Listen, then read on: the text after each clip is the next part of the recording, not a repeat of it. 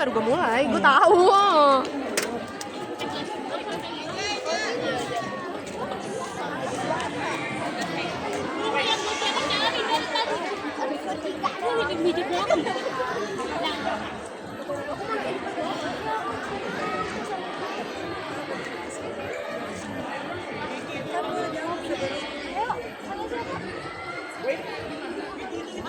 Ih, panas. Mundurin aja tuh ya. Sini, Cak. Gue ya. Ayo, Pak. Ini berdua.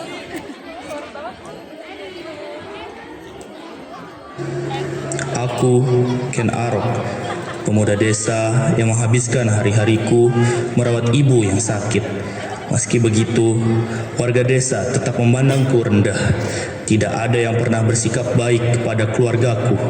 Justru menuduh aku lahir dari hubungan terlarang seorang penguasa.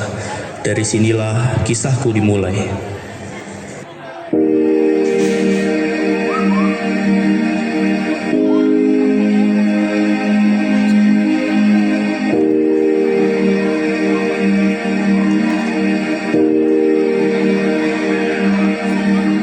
Anakku, Arok, ibu tidak akan lama lagi, nak. Hidupmu terlalu berharga untuk berakhir di sini. Ibu telah mengaturnya. Pergilah kamu ke Tumapel.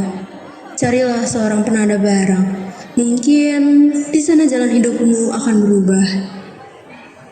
Ibu, aku tidak akan meninggalkanmu. Kamu harus. Takdirmu bukan di sini, nak. Ingatlah, kelahiranmu itu istimewa. Suatu saat, kau akan menjadi orang besar. Percayalah. Sementara itu, Kendedes merupakan putri dari Empu Purwa, seorang pendeta Buddha aliran Mahayana. Sang Dewi katon nglam-lami, hamba berwangi semi. Aku Kendedes, seorang putri yang terkenal karena kecantikan dan ramalan dari seorang Brahmana, bahwa aku dapat membuat siapapun pria yang menikahiku menjadi penguasa tanah Jawa.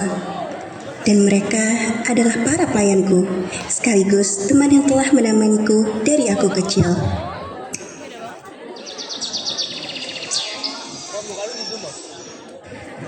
Selamat pagi pelayanku, hari ini sangat cerah. Namun hatiku sedih dikarenakan ayahanda sedang berkelana jauh. Aku rindu dan khawatir karena ayahanda. Kami mengerti Kendedes, tapi tenang saja, sudah berpuluh kali Empu Purwa melakukan perjalanan jauh. Kali ini akan sama seperti biasa. Beliau akan kembali dengan selamat dan penuh dengan pengajaran. Benar, tapi tidak tahu mengapa hari ini aku begitu mengkhawatirkan ayahanda. Mungkin karena ini adalah perjalanan jauh ayahanda setelah sekian lama. Kalau begitu, bagaimana jika kita pergi ke taman untuk menenangkan pikiran Kendedes? Melihat bunga-bunga yang indah sangat menyenangkan dan menghilangkan pikiran yang tidak baik. Baiklah, mari kita ke taman. Di lain tempat, di sebuah ruang petapaan yang remang-remang, asap dupa mengepul, membawa aroma kemenyan. Ken Arok duduk bersila di hadapan seorang Brahmana yang sudah sepuh. Matanya tertutup, namun seakan dapat menembus jiwa.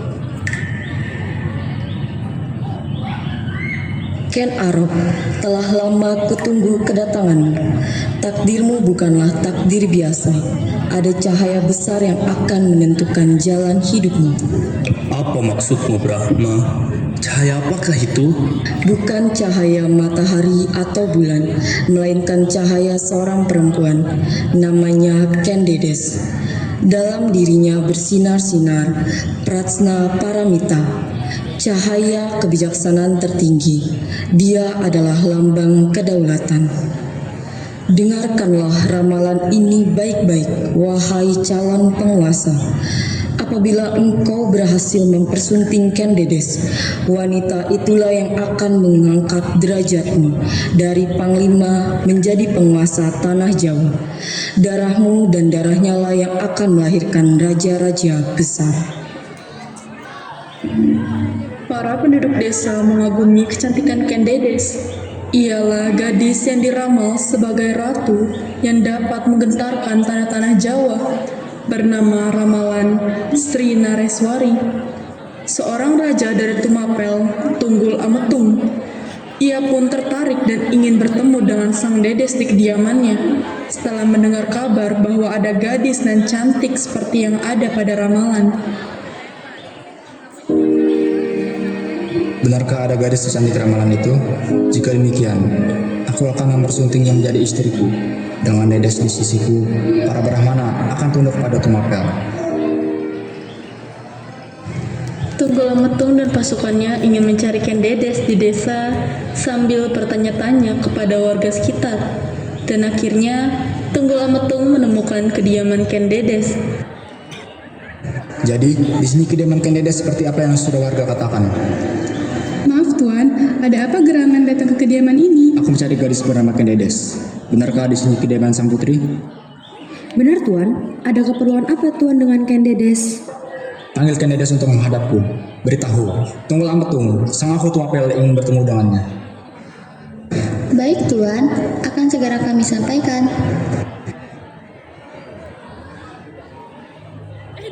Permisi Ken Dedes, aku Tumapel ingin bertemu dengan engkau.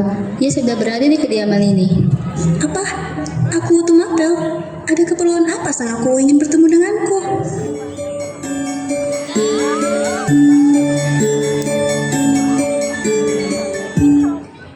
Ya Tuhan, cahaya apa yang sudah dipancarkan oleh gadis ini? Benar-benar, kecantikan gadis ini sangat membuat hatiku terpana. Melihat parasnya yang menawan, sangat ingin aku meminangnya. Maaf, ada keinginan apa datang ke kediamanku Tuan? Perkenalkan, aku Tunggul Ametung. Aku Tumapel yang ingin mempersunting Anda sebagai istri dan permaisuri. Apa? Mempersuntingku untuk menjadi permaisuri? Aku bahkan sama sekali belum pernah memikirkan hal pernikahan. Dan bahkan, ini adalah pertemuan pertama kita. Mengapa engkau tiba-tiba ingin mempersuntingku? Aku mendapat ramalan dari seorang Brahmana bahwa akan ada gadis cantik yang akan menggetarkan tanah Jawa karena melahirkan raja-raja besar di tanah ini. Tuan mempersuntingku karena aku ada dalam ramalan Brahmana. Dan engkau meminangku tanpa menggunakan perasaanmu sendiri? Jadi, engkau menolak perintah dari sang aku Tumapel?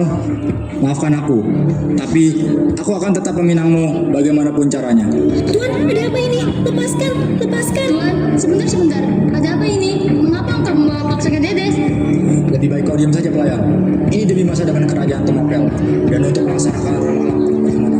Tenang saja, kehidupan Ken Dedes di kerajaan dijamin layak. Untuk pastikan untuk tidak berbuat jahat kepadanya. Tapi Tuan, Tunggul Ametung dan para prajurit pun membawa paksa Ken Dedes untuk dinikahkan dan dijadikan permaisuri guna mendapatkan kekuasaan penuh Tumapel, sehingga para Brahmana tunduk padanya karena ramalan mereka benar adanya.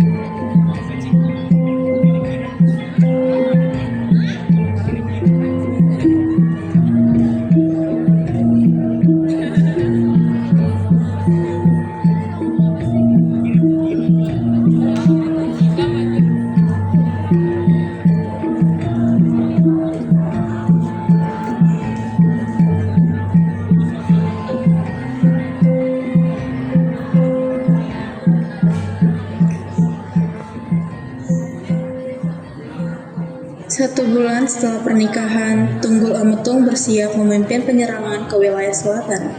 Kepergiannya membuat resah meninggalkan Ken Dedes, sehingga ia berniat mencari panglima terbaik di desa untuk menjaga sang permaisuri selama ia pergi. Kebo Ijo, aku merasa tidak tenang meninggalkan Ken Dedes untuk pergi berperang. Apalagi, aku baru saja mempersuntingnya. Sebagian panglima terbaik akan turut serta dalam peperangan, sementara yang lain bertugas menjaga Kediri. Bagaimana jika kau mencari seorang panglima handal dari desa untuk menjaga Ken Dedes selama aku pergi? Baik Tuan, akan saya carikan panglima terhebat yang ada di desa untuk menjaga Ken Dedes. Kebo Ijo pun berangkat menyusuri desa, mencari sosok yang layak diandalkan. Saat berjalan melewati sebuah lapangan kecil, ia melihat seorang pemuda tengah berlatih pedang dengan penuh kesungguhan.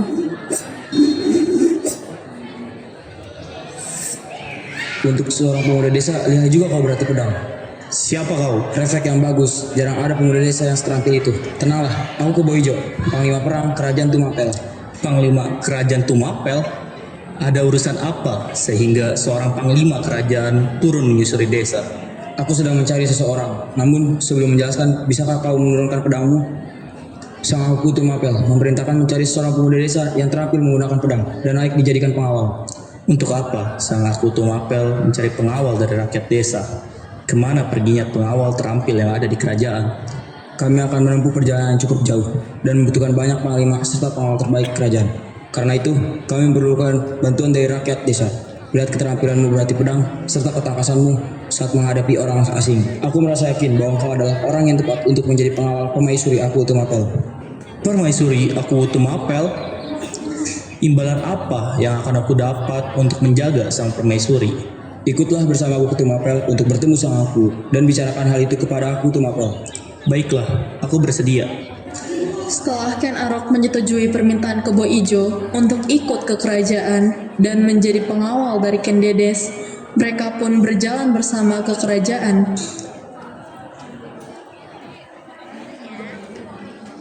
Tuan, saya telah menemukan orang yang pantas menjadi pengawal untuk Ken Dedes. Betulkah itu? Siapa dia? Arok, Tuan. Selamat datang di kerajaanku. Aku memang sedang membutuhkan seorang panglima perang, dan kau tidak perlu khawatir, Arok. Kebo Ijo adalah orang kepercayaanku. Aku sangat percaya dengan pilihannya. Imbalan yang kau dapatkan juga akan sangat memperkaya dan membuatmu beruntung. Terimalah imbalan dan perintahku untuk menjadi pengawal permaisuriku. Baiklah, Tuan. Ken Dedes istriku, kemarilah. Dan pada hari itulah pertemuan antara Ken Arok dan Ken Dedes untuk pertama kalinya.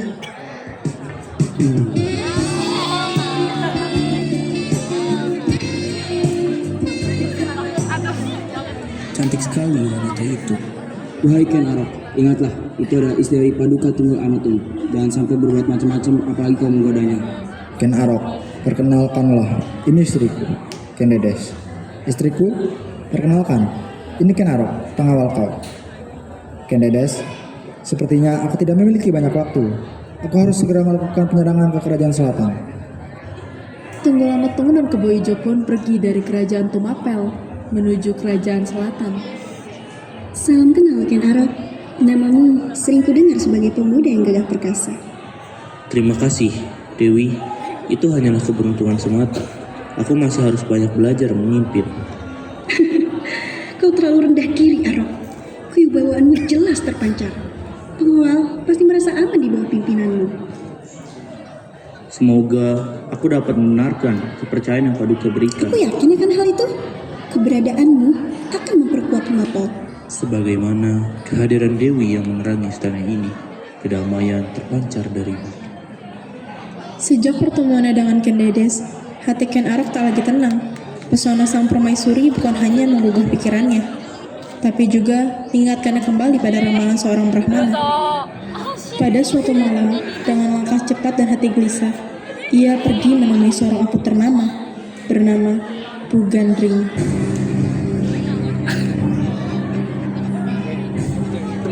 Empu, aku datang dengan sebuah permintaan yang besar.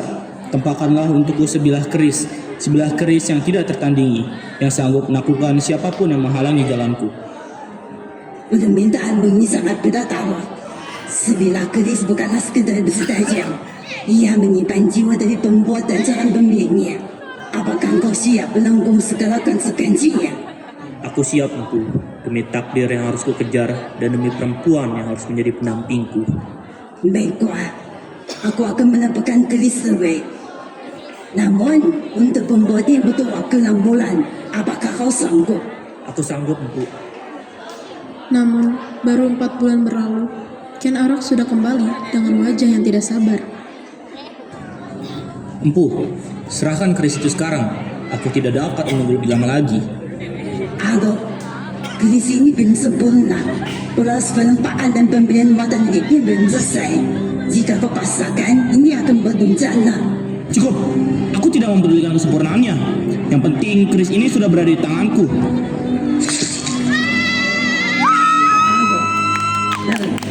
Engkau telah berbuat durhaka. Jalankanlah sumpahku. Keris ini akan menuntut 7 nyawa bangsawan. Dan nyawamu sendiri akan menjadi yang terakhir. Setelah Empu Gandring tewas dan meninggalkan kutukan pada keris buatannya, Ken Arok membawa keris itu sambil menyusun rencana licik.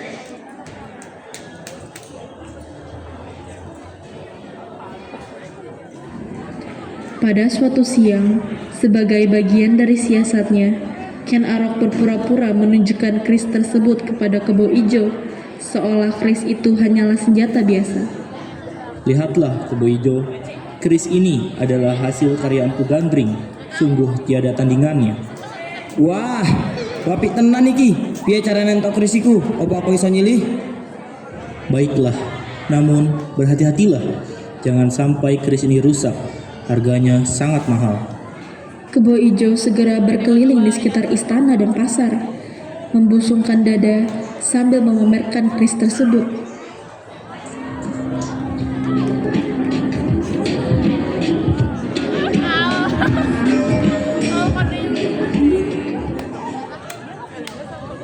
Pada malam hari, ketika seluruh penduduk terlelap, Ken Arok diam-diam memasuki kediaman Kebo Ijo dan mengambil kembali keris itu. Dengan langkah mantap, ia lalu menuju istana Tunggalametung. Arok, ada urusan apa hingga kau datang pada malam begini? Aku hanya menjalankan takdir, Paduka.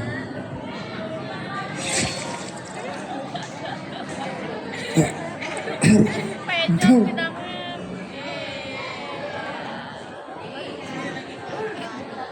Keesokan harinya, kabar tewasnya Tunggalametung mengguncang Tumapel. Para prajurit dilanda kepanikan.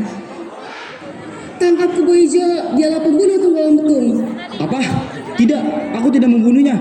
Keris itu bukan milikku. Aku hanya...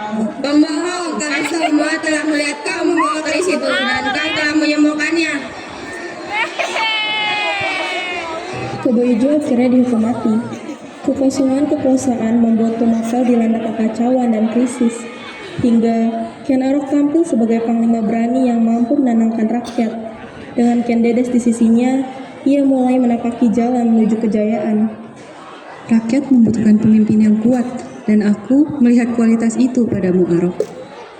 Benar, engkaulah yang menjaga stabilitas Tumapel ketika yang lain merasa gentar. Dorongan dari berbagai pihak pun menguat, hingga akhirnya Ken Arok terpilih sebagai pemimpin baru Tumapel, menggantikan Tunggalametung.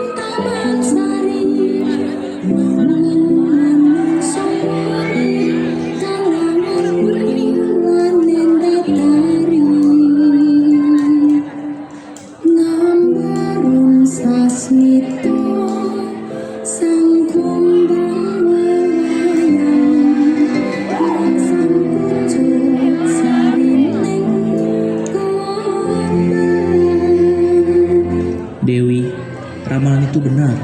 Bersamamu, aku bukan lagi prajurit biasa. Kini, aku adalah penguasa Tumapel. Tahun demi tahun berlalu, dan takdir mempertemukan kembali Ken Arok dengan cinta pertamanya, yaitu Ken Umang, perempuan desa yang pernah dekat dengannya pada masa mudanya.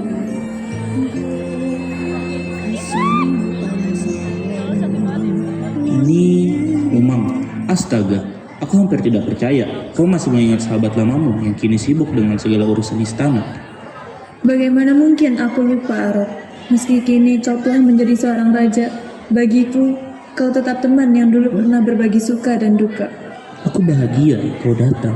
Kehadiranmu seperti mengingatkanku pada siapa aku sebelum semua ini.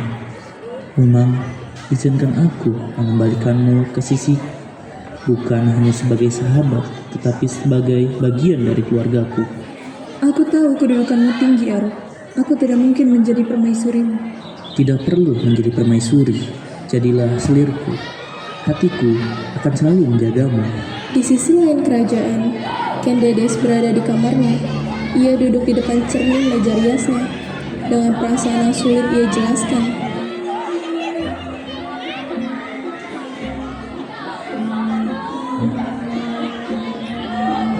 Anakku, ibu akan menjagamu sampai akhir hayat ibu. Ibu tidak akan membiarkan siapapun menyakitimu. Maafkan ibu ya, kamu harus lahir tanpa ayah di sisimu. Permisi Ken Dedes, hamba diutus untuk menyampaikan kabar bahwa Ken Arok berniat menjadikan Ken Umang teman kecilnya sebagai sendiri. Mendengar hal itu, Ken Dedes tetap tenang, seolah telah menyadari bahwa hari ini akan datang. Ia mulai memahami bahwa Ken Arok mungkin hanya menginginkannya demi ramalan sang Brahmana. Wahai permaisuriku, Ken Dedes, kau tentu sudah mendengar kabar dari para pelayan bahwa aku akan menjadikan teman masa kecilku, atau mungkin bisa kusebut cinta pertamaku, Ken Umang sebagai selir. Jika kau datang hanya untuk menyampaikan kabar yang tidak penting itu, lebih baik kau keluar dari kamarku, Ken Arok. Tenanglah Ken Dedes, aku datang untuk menyampaikan sebuah penawaran. Aku tahu kau sedang mengandung anak dari Tunggul Ametung. Aku hanya menginginkan satu hal, gugurkanlah anak itu. Aku yakin kelak ia akan menjadi kehancuranku. Aku tidak akan menerima penawaranmu, Ken Arok. Tidak mungkin aku membunuh anak-anakku sendiri yang tidak bersalah.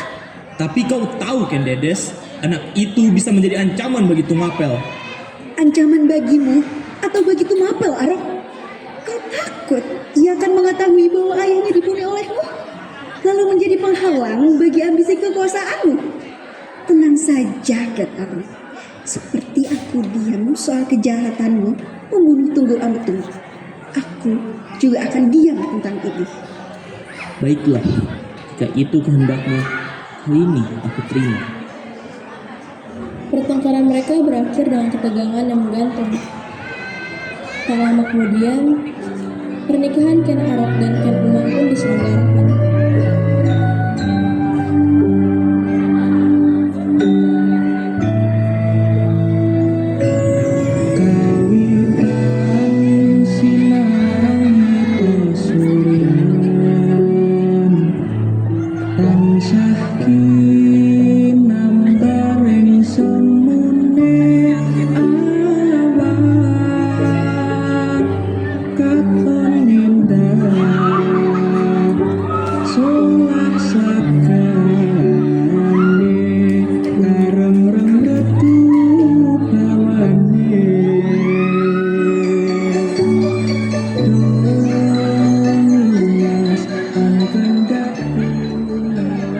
Setelah pernikahan Ken Arok dan Ken Umang, Ken Arok lebih sering menghabiskan waktunya bersama dengan Ken Umang dan melupakan Ken Dedes yang sedang mengandung anak Tunggul Ametung.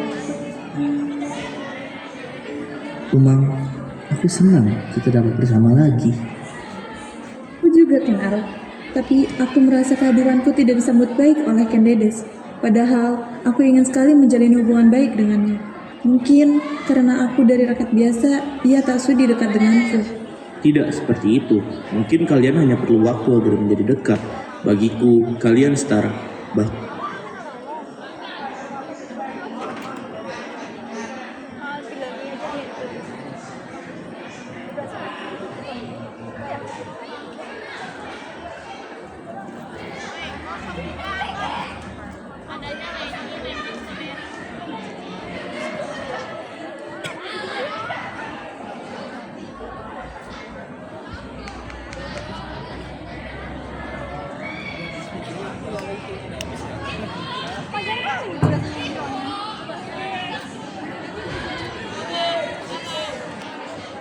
orang Jawa ya?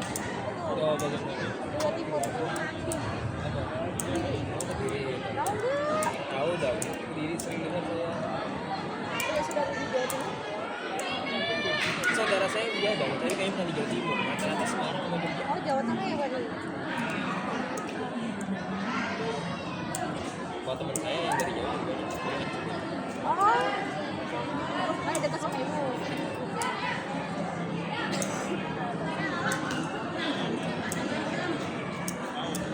Pos dulu deh. Kamera sini.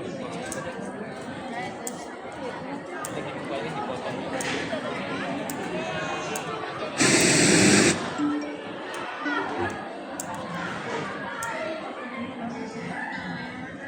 Bahkan posisi kau lebih tinggi di hatiku.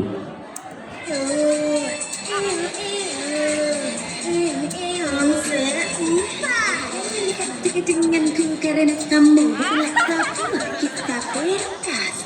Beda salah.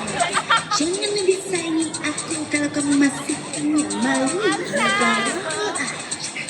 ada harga. Kalau kamu seupai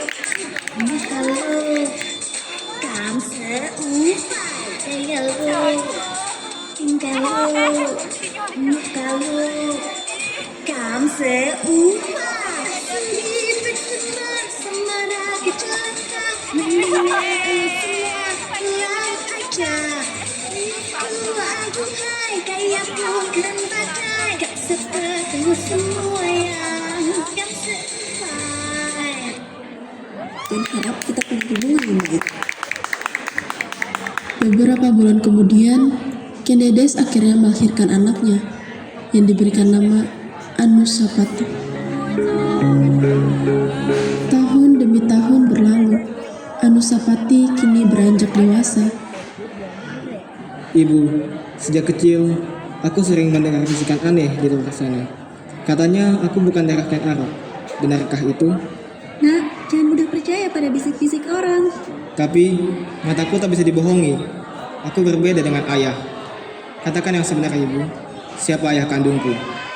Dengan hati yang bergetar, dia mengakui bahwa Anusapati adalah putra Tenggelam, penguasa Tumapel yang mati di tangan Ken Arok. Jadi, benar. Selama ini aku hidup di bawah bayang-bayang pembunuh ayahku. Nak, jangan gegabah. Ken Arok memang berdosa, tapi ia juga yang membesarkanmu. Tidak, Ibu. Darah ayah menuntut balas, dan aku tahu dengan apa aku akan melakukannya. Nak, jangan gegabah. Anusapati mencari tahu tentang keris Pugandring, senjata terkutuk yang dulu dipakai Ken Arok untuk membunuh Tenggelam. Keris itu masih tersimpan di dalam istana. Hingga pada suatu malam, dengan hati yang membara, Anusapati mengambil keris tersebut.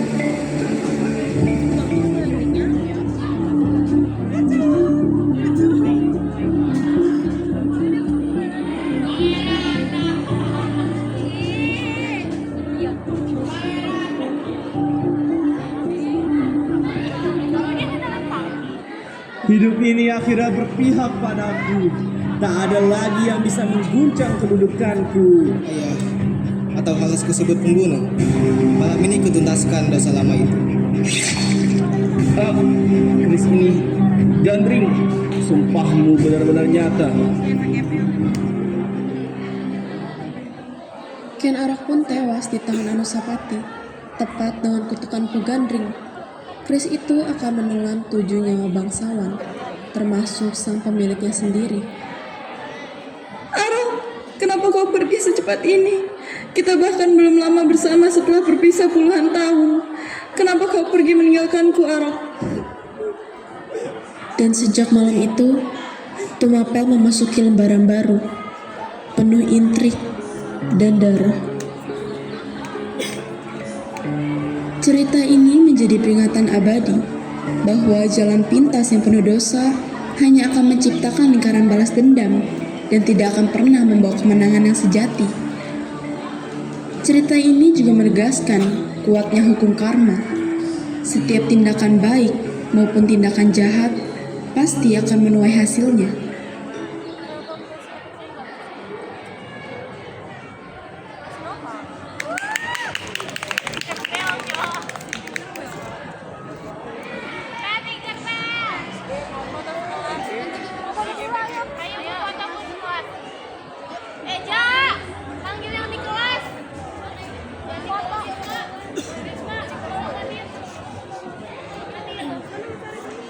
Mana sih?